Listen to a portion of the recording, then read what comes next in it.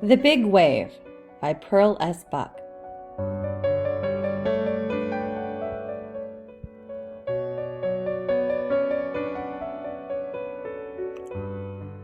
Chapter 1.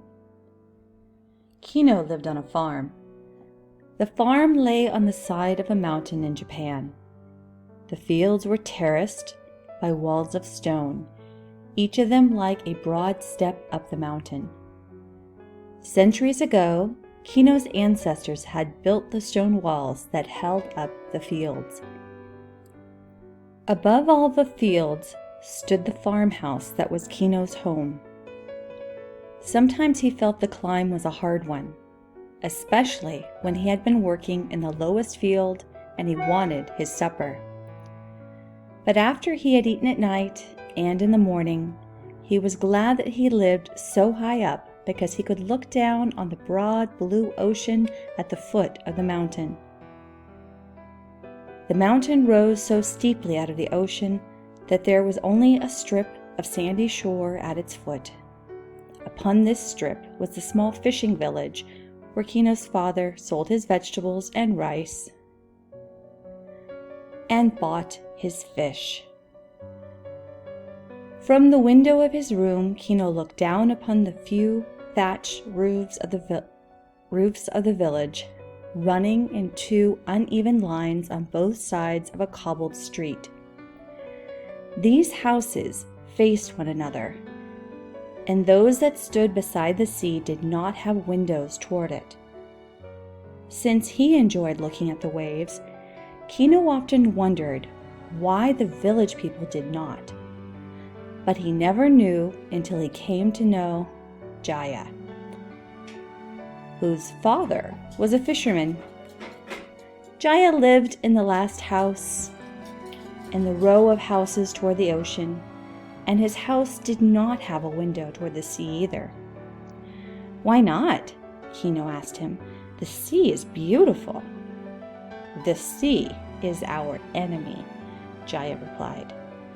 "How can you say that?" Kino asked. "Your father catches fish from the sea and sells them, and that is how you live." Jaya only shook his head. "The sea is our enemy," he repeated. "We all know it." It was very hard to believe this.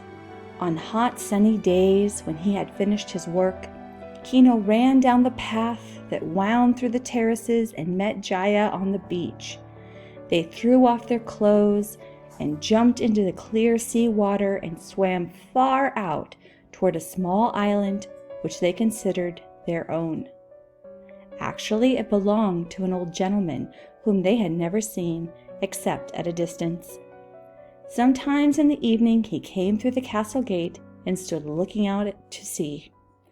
Then they could see him leaning on his staff, his white beard blowing in the wind. He lived inside his castle behind a high fence of woven bamboo, on a knoll, a grassy knoll, outside the village. Neither Kino or Jaya had ever been inside the gate, but sometimes when it was left open, they had peeped into the garden. It was beautiful beyond anything they could imagine.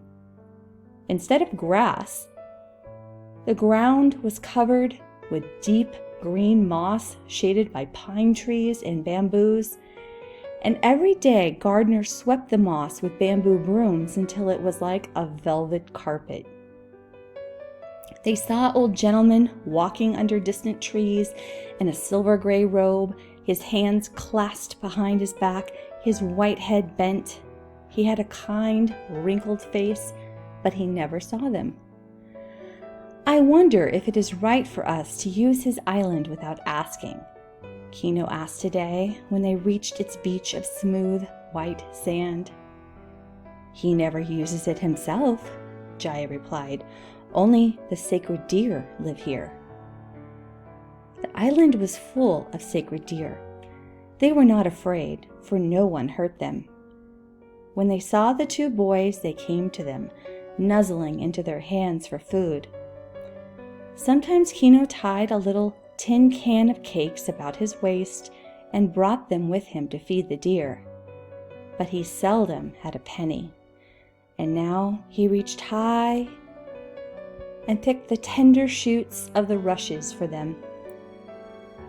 The deer liked these very much, and they laid their soft heads against his arm in gratitude.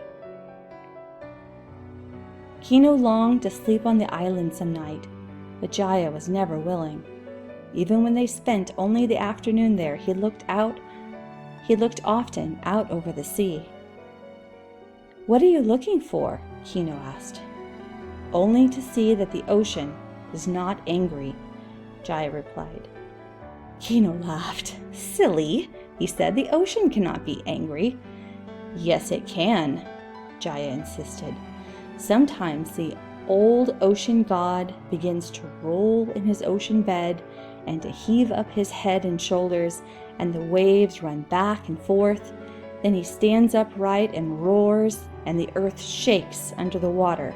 I don't want to be on the island then." "But why should he be angry with us?" Kino asked. "We are only two boys, and we never do anything to him." "No one knows why the ocean grows angry," Jaya said anxiously. But certainly the ocean was not angry this day. The sun sparkled deep into the clear water, and the boys swam over the silvery surface of rippling waves. Beneath them the water was miles deep. Nobody knew how deep it was, for however long the ropes that fishermen let down, weighted with iron, no bottom was ever found. Deep the water was, and the land sloped swiftly down to that fathomless ocean bed. When Kino dived, he went down, down, down, until he struck icy, still water.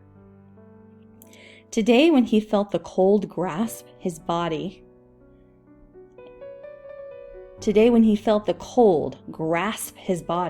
he understood why Jaya was afraid, and he darted upward to the waves and to the sun. On the beach, he threw himself down and was happy again, and he and Jaya searched for pebbles, blue and emerald, red and gold. They had brought little baskets woven like bags, which they had tied with string around their waist, and these they filled with the pebbles. Jaya's mother was making a pebble path in her rock garden, and nowhere were the pebbles so bright as on Deer Island. When they were tired of the beach, they went into the pine forest behind it and looked for caves. There was one cave that they always visited. They did not dare to go too deep into it, for it stretched downward and onto the ocean and under the ocean. They knew this, and at the far end they could see the ocean filling it like a great pool, and the tides rose and fell. The water was often phosphorescent and gleamed as though lamps were lighted deep beneath the surface. Once a bright fish lay dead on the rocky shore. In the dark cave it glittered. It glittered in their hands, but when they ran with it into the sunshine, the colors were gone and it was gray. When they went back into the cave, it was bright again.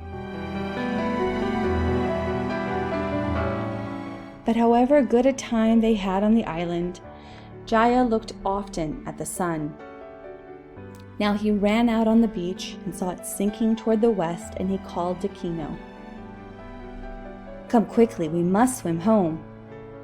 Into the ocean, ruddy with sunset, they plunged together.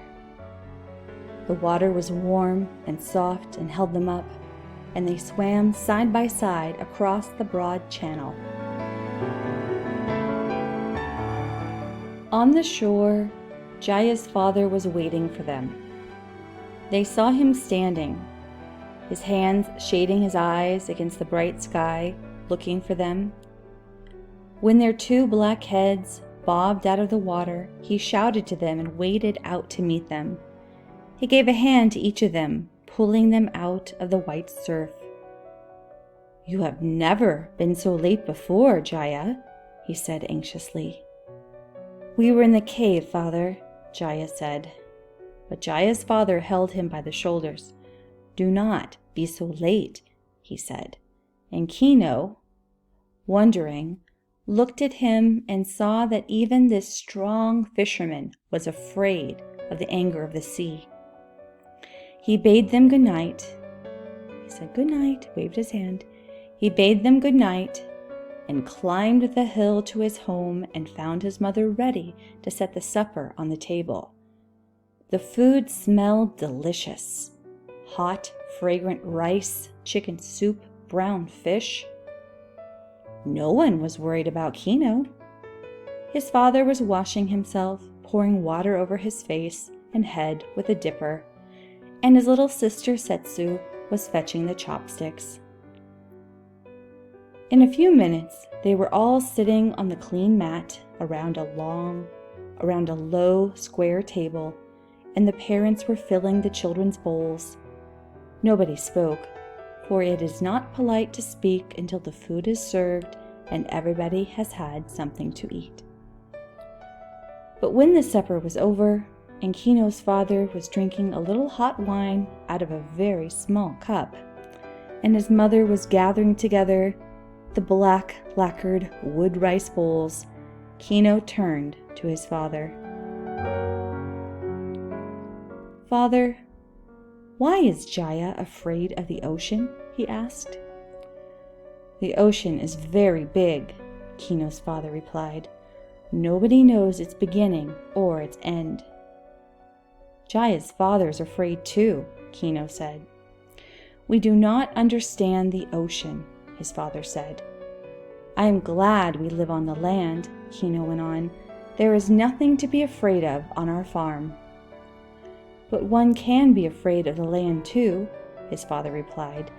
"Do you remember the great volcano we visited last autumn?" Kino did remember. Each autumn, after the harvest was in, the family took a holiday. They always walked, even little Setsu.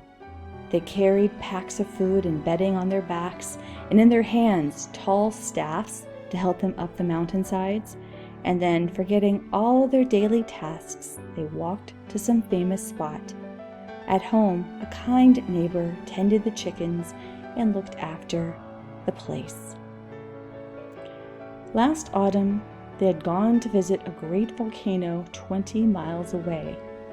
Kino had never seen it before, but he had heard of it often, and sometimes on a clear day, far to the edge of the sky, if he climbed the hill behind the farm, he could see a gray, fan-like cloud.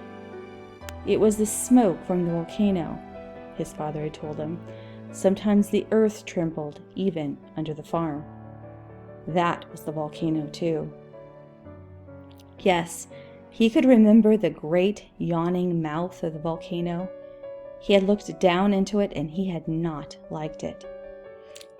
Great curls of yellow and black smoke were rolling about in it, and a white stream of melted rock was crawling slowly from one corner. He had wanted to go away, and even now at night, sometimes when he was warm in his soft cotton quilt in his bed on the matting floor, he was glad the volcano was so far away and that there were at least 3 mountains between.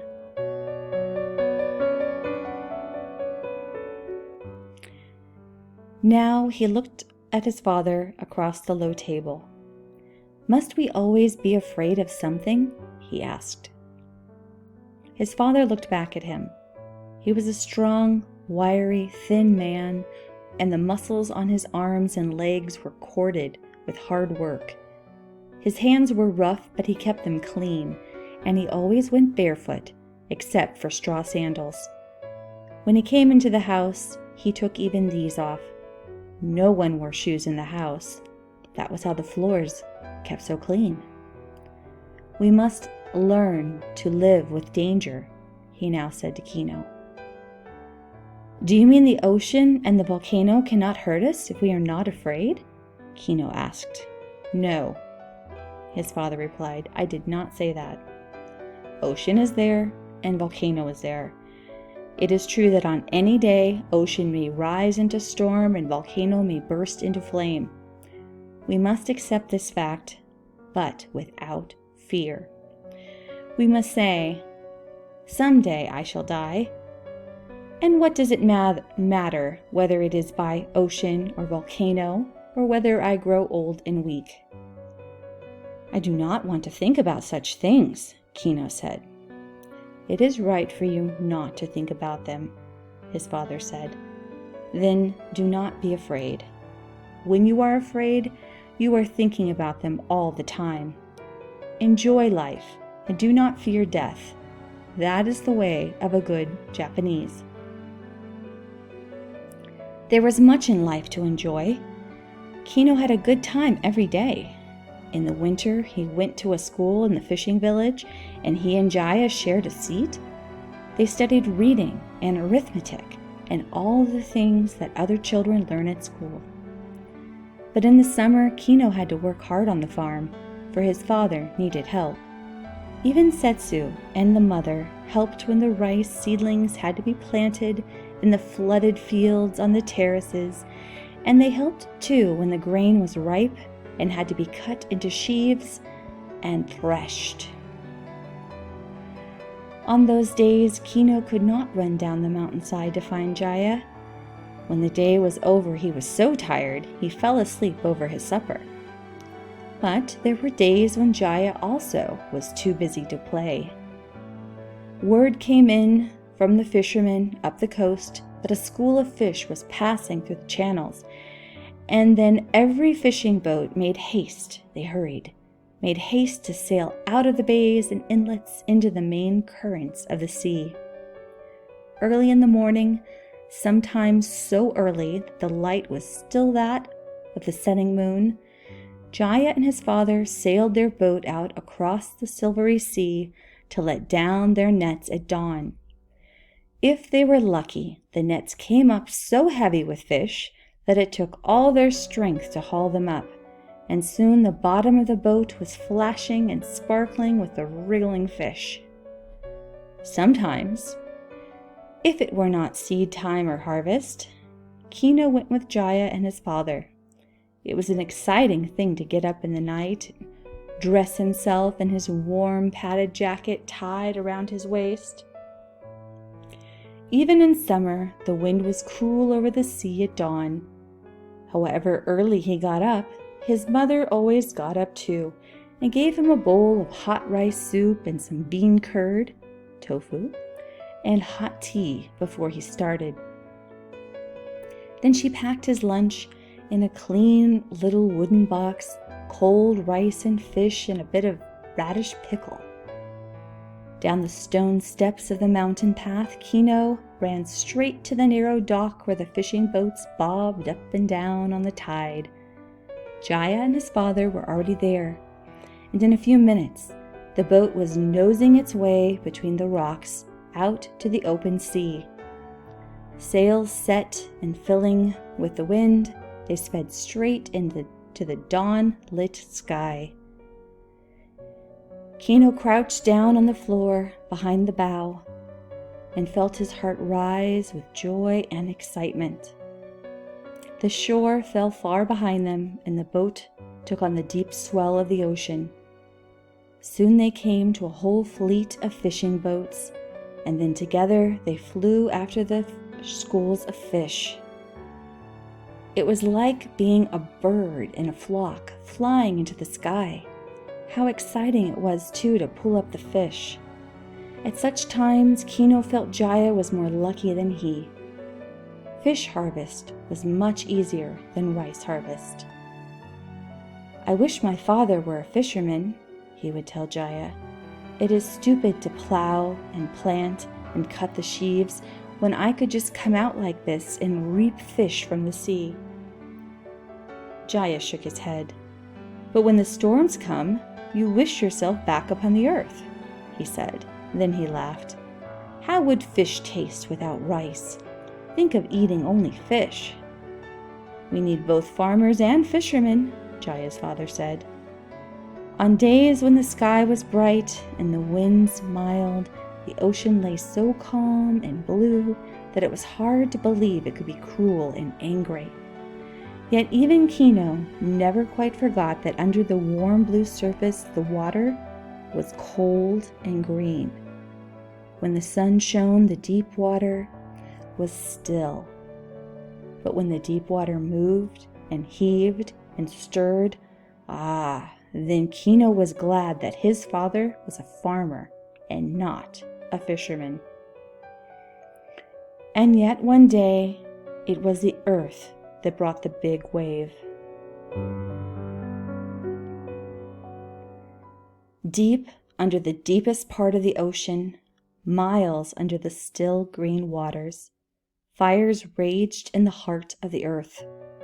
The icy cold of the water could not chill those fires. Rocks were melted and boiled under the crust of the ocean's bed and the weight of the water, but they could not break through.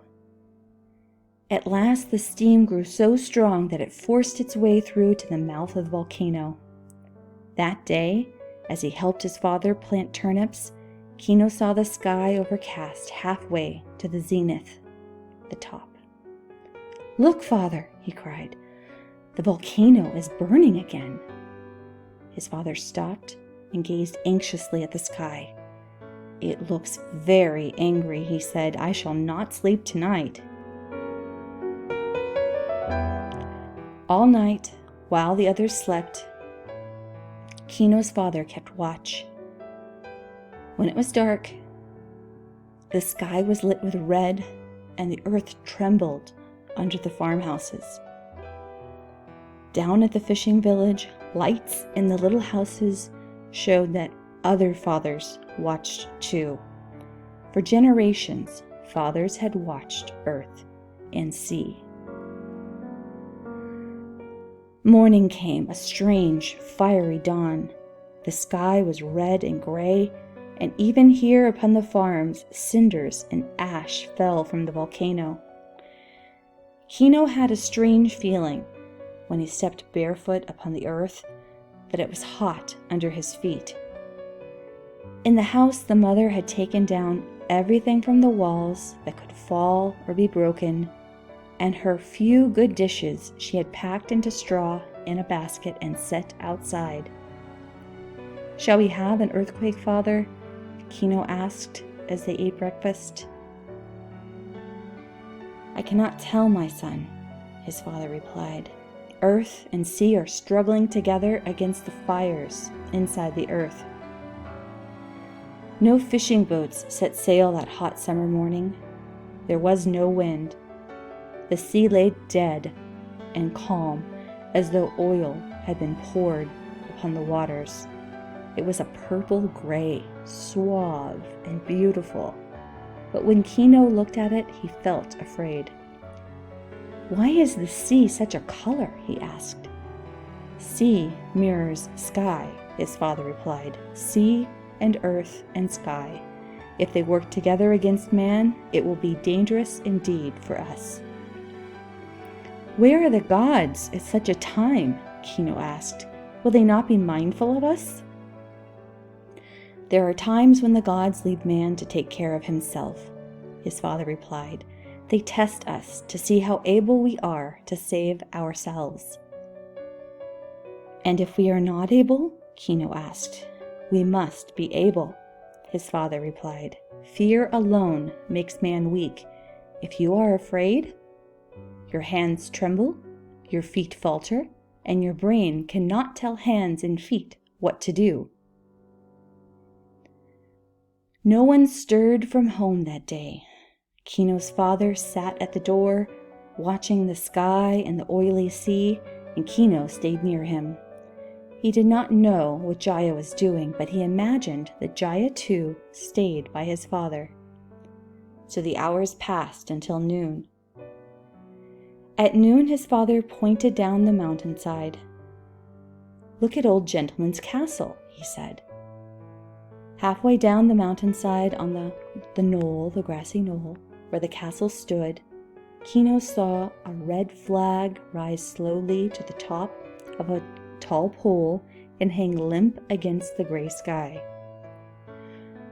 "Old gentleman is telling everyone to be ready," Kino's father went on. "Twice have I seen that flag go up, both times before you were born."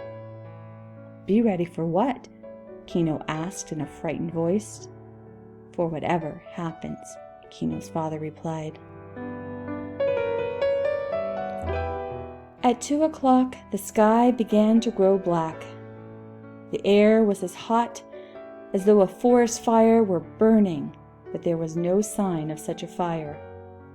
The glow of the volcano glared over the mountaintop, blood red against the black. A deep-toned bell tolled over the hills. "What is that bell?" Kino asked his father. "I never heard it before." "It rang twice before you were born," his father replied. "It is the bell in the temple inside the walls of Old Gentleman's castle. He is calling the people to come up out of the village and shelter within his walls." "Will they come?" Kino asked. "Not all of them," his father replied. "Parents will try to make their children go, but the children will not want to leave their parents. Mothers will not want to leave fathers, and the fathers will stay by their boats. But some will want to be sure of life." The bell kept on ringing urgently, dong, dong, and soon out of the village a trickling stream of people, nearly all of them children, began to climb toward the knoll. "I wish Jaya would come," Kino said. "Do you think he will see me if I stand on the edge of the terrace and wave my white girdle cloth?" "Try it," his father said. "Come with me," Kino begged. So Kino and his father stood on the edge of the terrace and waved. Kino took off the strip of white cloth from about his waist that he wore instead of a belt, and he waved it, holding it in both hands, high above his head. Far down the hill, Jaya saw the two figures and the waving strip of white against the dark sky. He was crying as he climbed, and trying not to cry. He had not wanted to leave his father, but because he was the youngest, his older brother and his father and mother had all told him that he must go up the mountain. "We must divide ourselves," Jaya's father said. "If the ocean yields to the fires, you must live after us." "I don't want to live alone," Jaya said. "It is your duty to obey me as a good Japanese son," his father told him. Jaya had run out of the house crying. Now, when he saw Kino, he decided that he would go there instead of to the castle, and he began to hurry up the hill to the farm. Next to his own family, he loved Kino's strong father and kind mother. He had no sister of his own, and he thought Setsu was the prettiest girl he had ever seen. Kino's father put out his hand to help Jaya up the stone wall, and Kino was just about to shout out his welcome when suddenly a hurricane wind broke out of the ocean. Kino and Jaya clung together and wrapped their arms about the father's waist. "Look! Look! What is that?" Kino screamed.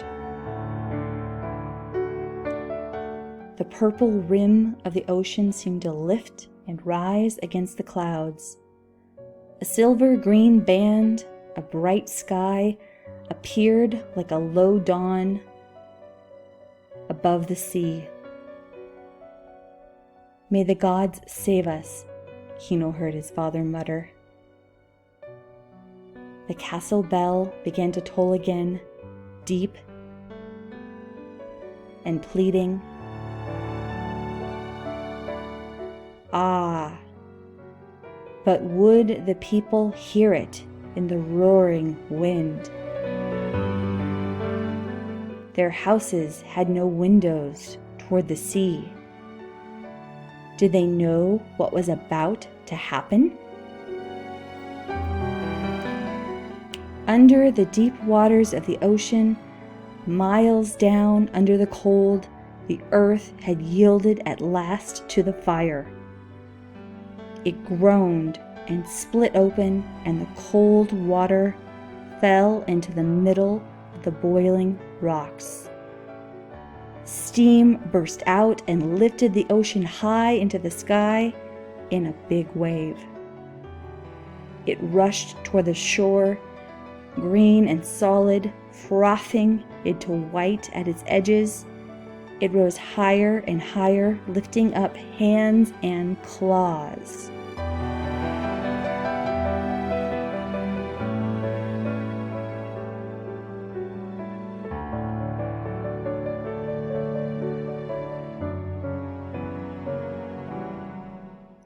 "I must tell my father," Jaya screamed. "I must tell my father," Jaya screamed. But Kino's father held him fast with both arms. "It is too late," he said sternly, and he would not let Jaya go. In a few seconds, before their eyes, the wave had grown and come nearer and nearer, higher and higher. The air was filled with its roar and shout. It rushed over the flat, still waters of the ocean, and before Jaya could scream again, it reached the village and covered it fathoms deep in swirling wild water, green laced with fierce white foam. The wave ran up the mountainside until the knoll where the castle stood was an island. All those who were still climbing the path were swept away, black, tossing scraps in the wicked waters. The wave ran up the mountain until Kino and Jaya saw the wavelets curl at the terrace walls upon which they stood. Then, with a great sucking sigh, the wave swept back again, ebbing into the ocean, dragging everything with it, trees and stones and houses. They stood, the man and the two boys, utterly silent, clinging together, facing the wave as it went away. It swept back over the village and returned slowly again to the ocean, subsiding, sinking into a great stillness. Upon the beach where the village stood, not a house remained. No wreckage of wood or fallen stone wall. No little street of shops. No docks. Not a single boat. The beach was as clean of houses as if no human beings had ever lived there. All that had been was now no more. Jaya gave a wild cry, and Kino felt him slip to the ground. He was unconscious. What he had seen was too much for him. What he knew, he could not bear. His family and his home were gone. Kino began to cry, and Kino's father did not stop him. He stooped and gathered Jaya into his arms and carried him into the house, and Kino's mother ran out of the kitchen and put down a mattress, and Kino's father laid Jaya upon it. "It is better that he is unconscious," he said gently. "Let him remain so until his own will wakes him. I will sit by him." "I will rub his hands and feet," Kino's mother said, sadly. Kino said nothing. He was still crying, and his father let him cry for a while. Then he said to his wife, "Heat a little rice soup for Kino and put some ginger in it. He feels cold." Now Kino did not know until his father spoke that he did feel cold. He was shivering, and he could not stop crying. Setsu came in. He had not seen the big wave, for her mother had closed the windows and drawn the curtains against the sea. But now she saw Jaya lying white, pale, and still. "Is Jaya dead?" she asked. "No, Jaya is living," her father replied. "Why doesn't he open his eyes?" she asked again. "Soon he will open his eyes," the father replied. "If Jaya is not dead, why does Kino cry?" Setsu asked. "You are asking too many questions," her father told her. "Go back to the kitchen and help your mother." So Setsu went back again, sucking her forefinger and staring at Jaya and Kino as she went, and soon the mother came in with the hot rice soup and Kino drank it. He felt warm now and he could stop crying. But he was still frightened and sad. "What will we say to Jaya when he wakes?" he asked his father. "We will not talk," his father replied. "We will give him warm food and let him rest. We will help him to feel he still has a home." "Here?" Kino asked. "Yes," his father replied. "I have always wanted another son, and Jaya will be that son. As soon as he knows that this is his home, then we must help him to understand what has happened." That is the end of chapter 1.